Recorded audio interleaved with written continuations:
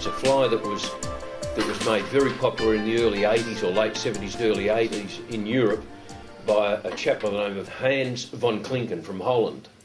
And he devised this pattern specifically for fishing grayling initially, and then discovered it catches trout just as well. So it's very much a world standard, I'd say now, and it's a very simple fly to tie, but it's a very effective fly. And like a lot of flies, you can vary the colours of different materials, which I'll talk about as we go through it, to change the complete total coloration of the fly itself.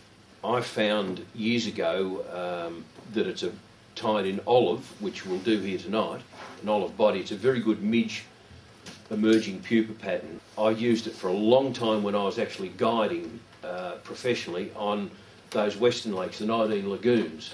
And just to quote you a specific morning, we were on the eastern shore of Botsford at dawn. On the eastern shore, if you're there on a fairly calm morning when you've got just before the sun comes up over the hills back towards the Great Lake, you will see dark shadows for midge, and they'll be feeding on them.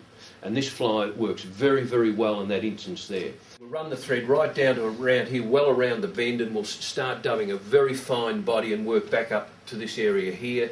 And then we will put in a thorax and a feather and tie the parachute hackle, but we'll go through that step by step. Packet of this stuff here, it's called Float Viz. Now the great thing about this is that hank there, doubled over, is the ideal density for the wing post on any fly that you're putting a wing post on to put a parachute hackle on. And I find the easiest way to put a wing post on, irrespective of what you're using for it, is just to lay it flat on the top here like so, and tie it down and then fold it up like that, and then put a couple of turns around, horizontally around the base of it, just to hold it together. So we'll then bring this thread down the hook shank, and I always just tilt this off a little bit here so I can get it around here a little bit easier. And this particular fly pattern, the Klinkhammer, the body needs to come well around the bend in the hook, right down to here. Now this is some very fine dry fly dubbing. You can see how fine it is. It's 0.9 of a denier. It's not totally waterproof, but it's very highly water resistant. We need it to start off very thin down the back here, no bulk on the back end of the fly. Now you can see how I just twisted that on or dubbed that up, and it's gone on nice and tightly, and we don't have a lot of bulk there, and that's exactly the way we want it. So we just run those side by side up here. What I'll do is I'll just raise that up to the horizontal.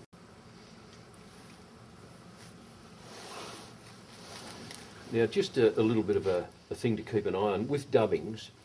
When you wrap it around the thread like that, only twist it one way. Don't roll it that way and then roll it that way, because you're rolling it up and you're unrolling it. It won't wrap itself around the thread. Now when you start to wrap it, if you notice that when you do a turn and you come back underneath the hook, that the dubbing itself tends to loop up off the hook, that means that it's too loose.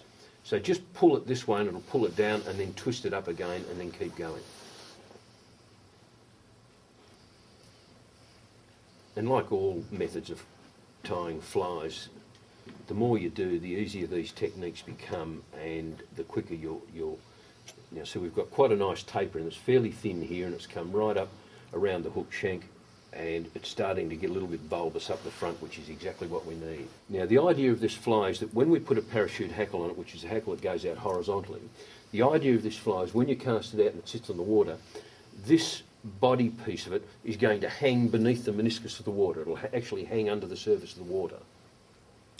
The hackle will sit flat on top of it, and then you'll have a sort of a wing profile, a vague wing profile from this wing post, which will cut off at maybe 7 or 8 mil in height.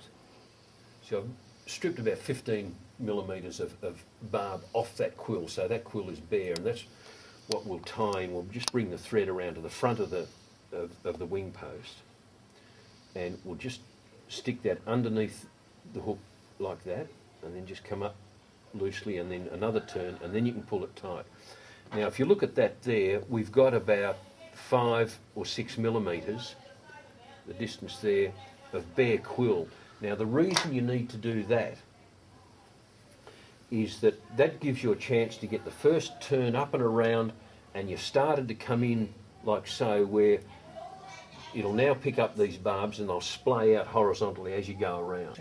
It just gives you a chance to get the wrap starting in the nice horizontal position. So we've tied that in.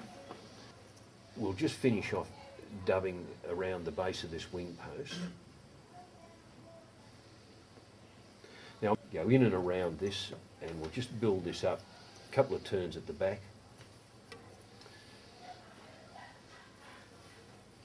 Come up over the front again, then in front of this feather, and we'll just finish that off there. And you can see we've got 1 millimetre of bare hook shank here, which is what you need just to whip finish this fly and finish it off. Now I haven't cut off the protruding piece of quill from where I cut that in. We're right. All we need to do now is just wrap this hackle around like so. And right, now we're right down at the base of the quill now, to where the barbs are now starting to splay out as you wrap it around. And just keep a bit of tension on this, just keep changing hands as you go around. And you could go up with 2 or 3 turns, or go down to the bottom like this with 2 or 3 turns.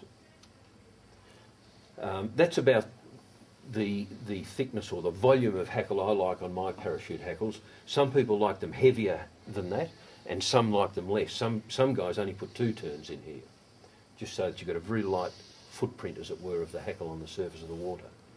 Now if I just bring that around there like that and hold it out beyond the hook shank and bring up over 1 turn, you can see how that's pushing.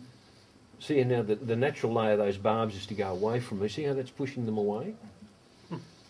And if you just bring that down there, and just put tension on your thread and your hackle and just nip it in tight like that, and then give it another one. Now, if you're careful, you can now go in and cut that off.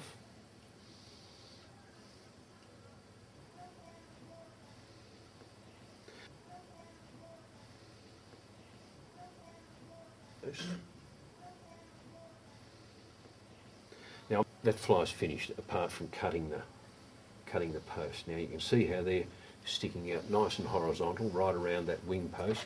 We don't want that too high. About that is all you need.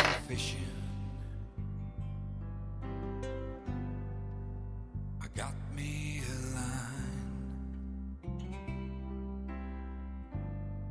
Nothing I do is gonna make the difference. So I'm taking